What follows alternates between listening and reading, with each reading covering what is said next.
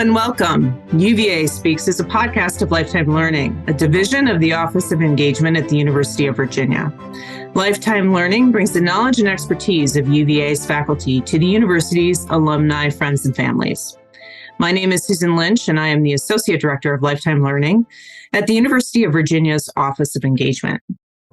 This podcast features Sebastian Tello-Trillo, an assistant professor of public policy and economics at the Batten School of Leadership and Public Policy at the University of Virginia. He is an economist whose research focuses on health policy in the United States and Latin America, and focuses on understanding how policies affect individuals' health behaviors and economic outcomes. His fields of specialization are health economics and applied microeconomics. In this podcast, Professor Tello-Trillo will talk with us about the economics of the U.S. healthcare system. So thank you, Professor, for speaking with me today. Thank you, Susan, for having me. Glad to be here. Great, thank you. So first, can you give us sort of a broad understanding of how you would describe the U.S. healthcare system? Sure. I think the one word that I like to use to summarize the current state of the U.S. healthcare system is fragmented at the end of the day. So different things are happening in different places. Just to get some basics that everyone can experience. Usually here, people can go to hospitals, to a primary care office, and they go and they get their care. And at that point, we don't really pay at the end. What we do is for some people, maybe they do or don't pay at the end. If they're uninsured, they'll get a bill later. If they're insured, their insurance will pay for it. And this is where things get a little bit fragmented because we kind of have like three types of payer. One is yourself. Second is the private firm. And third is the public, the government. And so that creates a lot of different incentives and prices and ways in we interact with the healthcare system. And on the other hand, we have, offices or hospital hiring nurses, physicians, and that's kind of like the other part of healthcare system that bills patients. And then the third component of the healthcare system is really about development technologies, pharmaceutical, and all those private firms and universities that are doing a lot of research to improve on that margin. So there is, as you can see, a lot of people at play, government involvement, also private firms involvement. Everyone has a piece of the pie in our lovely and very interesting yet complicated United States healthcare system.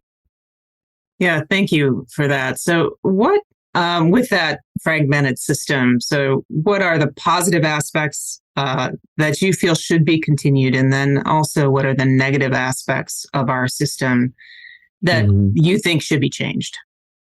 Totally. Yeah. And I'm glad you asked that question in that way, because I feel like we always can talk about all the bad things about the U.S. healthcare system. So it's always good to rescue, well, is there anything that we do good?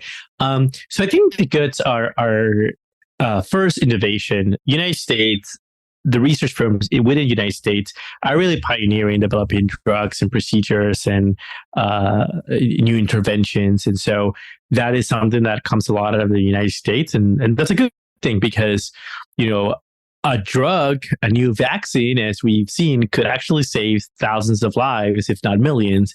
And so that's something that we want and we desire. The second, I think, thing that is important that the United States is doing well is specialized care. So this is like if you have a rare or complicated medical condition, there are specialists and subspecialists who have extensive experience in treating those specific conditions. And that's something that's really important, not necessarily for quote unquote everyone, but for those people with those conditions. So we see people from all over the world coming to the United States to treat their specific rare condition that they might have. And that's important. And then finally, quality of care. So this is actually interesting, given the conversation we're going to have about negatives. But, in terms of like some rankings or however you want to see it, United States is home of some of the highest quality hospitals. I'm going to put that in quotations. Really, that means like highest tech advancement. So that other hospitals may not have in other parts of the world, so at least not as many hospitals. So I think those are the things that are rescuable about the U.S. healthcare system. So in terms of the negative aspects of the United States healthcare system, and we could all think about what interactions that we had, I think of three big topics. One is inequities. The second one is our spending or the cost, if you want to think about it like that. And the third are inefficiencies. So in terms of inequities, we have a system that is not necessarily accessible or affordable for everyone, or that everyone feels that it has the access to all the nice services and high tech that we have here. The example I like to give is the example of pens and pencils. We don't have here a crisis of people not being able to access pens and pencils. We have them from different prices, from really cheap to really expensive. So if people want to pay more for their pens and pencils, that's fine. Yet for health, which is a much more important good, that doesn't seem to be the case, where it's this like beautiful market where everyone can access whatever kind of health quality they want. And so that really brings up a lot of issues in our society, in the US healthcare system. And these are inequities by income, by race, by gender. And these are inequities that we see system-wide, like big, inequities with capital I, or things that are more individual level.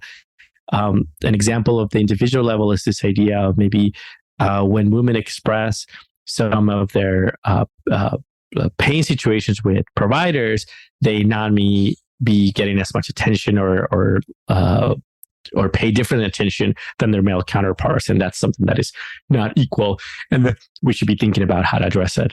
So that's inequities. Cost is something that I think we'll talk about extensively later on, but it's this idea that we're spending a lot on health, and that's not something that is inherently bad, right? If you're spending a lot of food, that may be okay, as long as you're getting back in return the value of that money.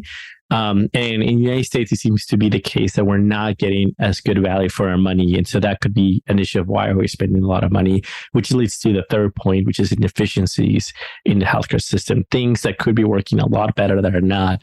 And that's because, well, there's many reasons of why that is, but part of it is this main idea that we have a very fragmented system, and I can expand on that later. Okay, great. Thank you.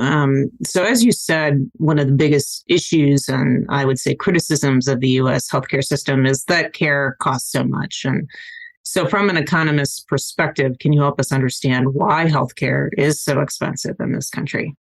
Yeah, totally. Let's define a little bit of what expensive means, right? Expensive means that we're spending a lot. So US has the highest spending per capita in all OECD countries. And it's about 50% more than the second place, which is Switzerland. So we're definitely off there in terms of like, we're spending a lot of money in health, which again, that could be a good thing, because if everyone is healthy and we're doing great, that's awesome. But we know that that's not necessarily the case. The United States does not have a little nice track record on having the best health outcomes in different kind of areas, maybe in some, but not in all. So I think the simplest way, I know this is like sometimes sounds really complicated because people throw a lot of different ideas, but I like to invite our listeners to think, if somebody tells you, hey, I'm spending a lot of food, really what you should be thinking about, well, it's two main things. Is it because you're buying really expensive food, so i.e. the price, or is it because you're consuming a lot of food, i.e. the quantity, right? So when you're spending a lot, it could only be due to two things, price and quantity. And so in the United States, if we're going to ask ourselves the questions, why is healthcare cost so expensive? We want to think about price, we want to think about quantity, and then finally, we want to think about what is something unique about the US system that maybe is adding to the expenditure. So let's talk about price first. Are we paying more than other countries for like the same procedures? The answer is absolutely yes. We are paying more for exactly the same procedure, for exactly the same drug, for exactly the same thing. So we are paying more than other countries. We pay more for drugs, even in relative to Canada, for example, a neighbor nearby. Why are we paying more? Well, I mean, there's some simple explanation, maybe cost of living. Like we pay more to doctors and nurses, way more than in any other country, right? And so obviously, if you're going to pay more for that, that's an input into the healthcare system. You're going to pay more for that. So maybe cost of living explains some of that, but it's not all of that. The second thing that explains that we have why such a high cost is also lack of competition and regulation. So there's not a lot of price transparency. Like people usually, when you're trying to shop around, you go on Amazon, you look for prices, you look for quality, right? With some rating star system. That's actually really hard to do here in the United States. Now, it's hard to do in general with health because when you're sick, you kind of don't care. You're just going to go and get your care. But even if you could do that, it's actually a little bit higher. So competition and regulation is something that matters a lot. And when I say regulation, I mean other countries are literally saying, this is the price of the drug and it cannot go higher than this. We in the United States rarely do that, right? And so that's a reason why our prices are higher, because in one country is regulated and in other countries not. Third big ticket item is innovation is expensive.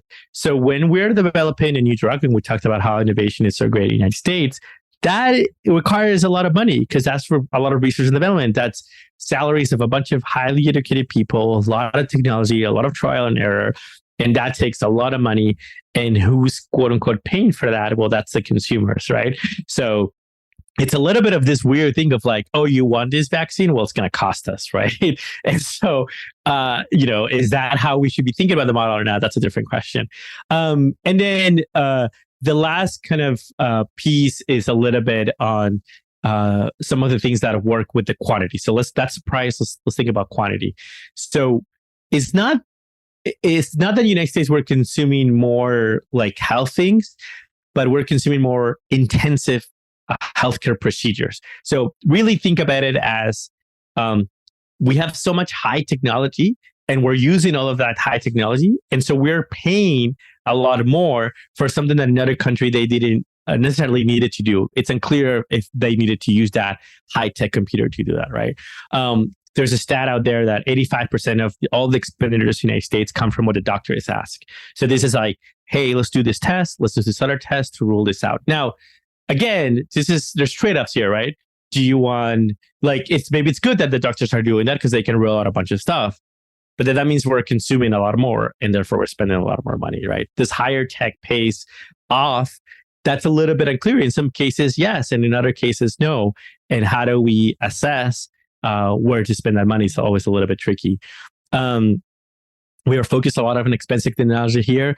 Why do we focus a lot on using expensive technology? There's a lot of reasons, but if it does not exist, some people got to make money. So some people get to be incentivized to tell you, hey, use this expensive thing that we have because it's better. It is better, but is it worth it is the question, right? And this is where things get a little bit tricky. And then finally, the third piece of why we're spending so much money and why things are really costly here. So we talk about price, we talk about quantity is something that is exceptional in the United States that we're going to call the administrative burden. So the simplest way to understand it is there are literally jobs here, like careers in the United States that do not exist in other countries in the healthcare system. So for example, there is a job out there in hospitals that is only in charge of like, okay, this patient came with this insurance, so the procedure for that to bill is going to be $120. Another patient with exactly the same procedure, same conditions, because it has another payer, it's going to be $100. And so they have to manage all of that very complicated payment system. Those jobs don't exist in other countries because they don't have such a fragmented system. And so a third of the expenditure can be attributed to this quote unquote administrative burden, which is just we've created such a complicated system that we need to pay for the complications and we're paying that with our money. Interesting. Yeah. I mean, when you were discussing the whole idea of, with food, if we're spending too much, we then just cut back on how much food we're buying or something. As you're saying, it is very difficult to find out how much a procedure would cost. Right. Totally. And as a consumer, you're kind of at, if you need the procedure, you're kind of at the mercy of right. Of what it's going to be. It's hard to get that answer before. Totally. Yeah. And the answer, not the answer, but the reason why that's hard is because for a given patient, that procedure may have different price tags depending on who's paying. If Medicaid is paying, it's $20. If Medicare is paying, it's $100. If private is paying, it's $120, right? And then there's other deals that specific insurance make with the specific hospitals. So even the same payer across hospitals is going to be different prices of money. So this fragmentation that I was referring to is creating a lot of that asymmetric information, which we call the economists of like people don't know what's happening. There's not a lot of price transparency. Interesting. Yeah. So fragmentation is what we need to come back to and thinking about this kind of all the way through. And finally, sort of what can be done about the cost of care. And with, again, talking about fragmentation, it is a single payer or sometimes what is known as a universal healthcare system the answer. Other countries, Great Britain, Canada have this kind of system. Totally. Yeah, no, this is a great question. So it's interesting because I feel like sometimes we think this is such a big problem and we don't know exactly what the right solution is. And I would say that in everything that I'm going to say, there's always trade-offs. And the real question is, how big is the negative and how big is the positive? And who's going to be affected by the positive and who's going to be affected by the negative, right? Are we treating everyone equally in the negatives and the positive? And that's the reason why all of this is like hard to do and hard to move. But that's not to say that we do know how to do some stuff and how to get things to a better place. So again, how do we make things better? So I talked about price, quantity, and administrative burden. So kind of like the same structure. So on the price side, well, we can have more regulation, right? One easy thing to do is we can say like, hey, drugs, certain drugs are not going to cost more than X ton of money. And maybe that's sliding scale by income. That's something very easy to do. Other countries do it. There's, maybe reasons why some people don't want to do it. Obviously, some people are going to make less money out of it. But question is, what is driving what is exactly what we want from the healthcare system? The government can do a lot more to incentivize competition, destroying some monopolies that some firms have. A lot of that is all it's going to do is decrease the price, giving price transparency. There's been a lot of push on this recently, and even in Virginia right now, you can actually ask for, hey, what is a good estimate of what that's going to cost me? And by law, they need to tell you. I think that started last year. So that's something important for everyone to know. Again, it's always hard to think like, when are we going to be shopping for these things? But, price transparency is good, price regulation. On the administrative burden side, if what we have is fragmentation, what really the solution is standardization, right? Let's standardize things. Let's have a standardization procedure. That procedure costs, certain price, and maybe there's some deviations, but there's one single barcode for the product rather than all these different barcodes that you have. The administrative burden issue or the fragmentation is really the main argument, or one of the main arguments why some people think that single payer or this more standardization will reduce costs. The thing with this is it's going to reduce costs, which is great.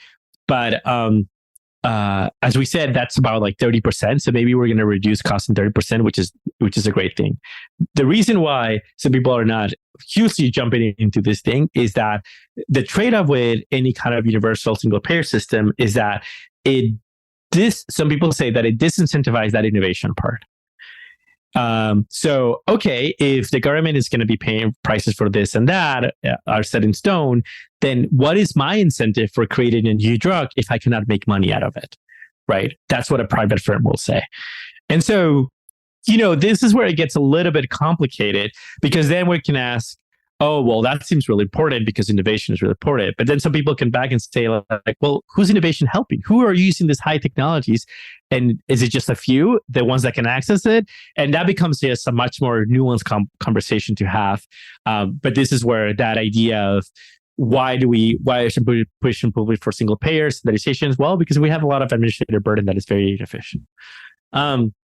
Finally, on the quantity side, we can do a lot more focus on using efficient care, not just high tech. So we can focus a lot more on prevention. This is something that is actually tangible to do. A lot of people want to do it, and we just have to put our money where our mouth is rather than treatment. So think about, let's prevent things that happen rather than waiting for the complication to happen.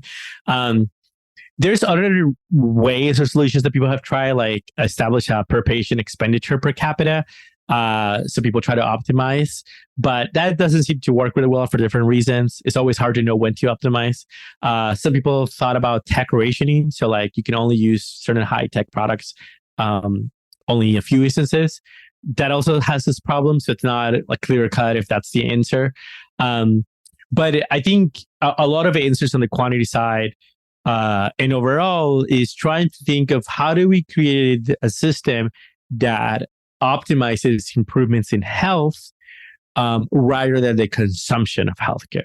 So right now, what we have in our system is really optimizing the consumption of healthcare services, which means we're consuming a lot and we're paying a lot for it.